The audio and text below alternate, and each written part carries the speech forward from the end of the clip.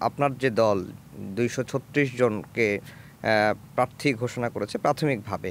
এর মধ্যে আমরা আইনজীবী দেখলাম, আমি হিসাব করে দেখছি যে ১০ থেকে ১২ জনের মতো আইনজীবী আমরা লক্ষ্য করেছি। এটা কি খুবই কম মনে হয়নি আপনার কাছে? হ্যাঁ, আমার কাছে তো অবশ্যই কম মনে হয়েছে। কারণ আপনি যদি খেয়াল করে দেখেন যে আমাদের স্বাধীনতা উত্তর বাংলাদেশে সম্ভবত ২৩% আইনজীবী তারা পার্লামেন্টারিয়ান ছিলেন। এবং এটা আস্তে, আস্তে ক্রমান্বয়ে কমতে, কমতে এটা একেবারেই বলতে পারেন যে একেবারেই ইসের মধ্যে কোটায়। তো এটা হয় কি আসলে আইনসভার একজন সদস্যের মূল কাজ হচ্ছে আপনি আইন প্রণয়ন করা, এবং আইন প্রণয়ন করায় তিনিই করতে পারবেন ভালোভাবে যিনি আসলে আইনের প্রক্রিয়াটা জানেন।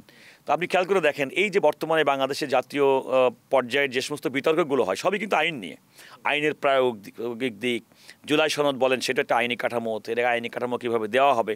বিএনপির পক্ষ থেকে আমি নিজেও ঐকমত্য কমিশনের সঙ্গে একেবারে শুরুর দিকে আপনি টেবিল টকে যে সমস্ত বার্গেনিং, কনস্টিটিউশনাল প্রভিশন, বাংলাদেশের সংবিধানের কী বিধান এবং সেগুলো কীভাবে কার্যকর করা যেতে পারে, কিংবা এখন যদি আমরা প্রস্তাব করি গ্রহণ করি এগুলো ভবিষ্যতে কখনো আইন আদালতে টিকবে কিনা, এটা চ্যালেঞ্জ হবে কিনা, এই সমস্ত বিষয়গুলো কিন্তু আমরা কাজ করেছি জনাব সালাউদ্দিন আহমেদ বিএনপি স্থায়ী কমিটির সদস্য তালিকা।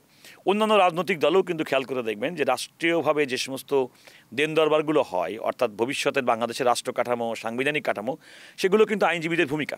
এই কাজগুলোই কিন্তু এই সমস্ত ব্যক্তিদেরকে পার্লামেন্টারদেরকে করতে হবে।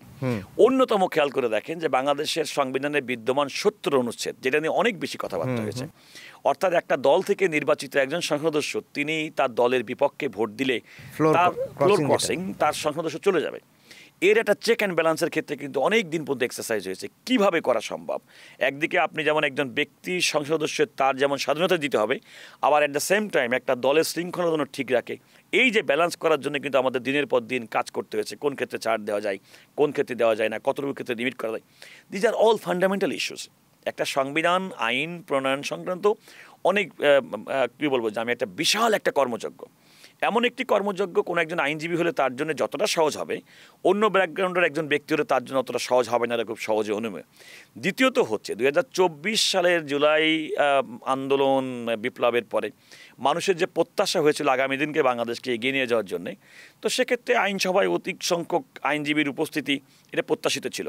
তবে এই কথা সত্যি প্রত্যেকটা রাজনৈতিক দল তারা হয়তো চিন্তা করে সব সময় যে একজন ব্যক্তিকে পার্লামেন্টারিয়ান করেই যে তার সার্ভিস নিতে হবে তাও না, হয়তো অন্য কোনোভাবেই বিভিন্নভাবে নেওয়া যেতে পারে।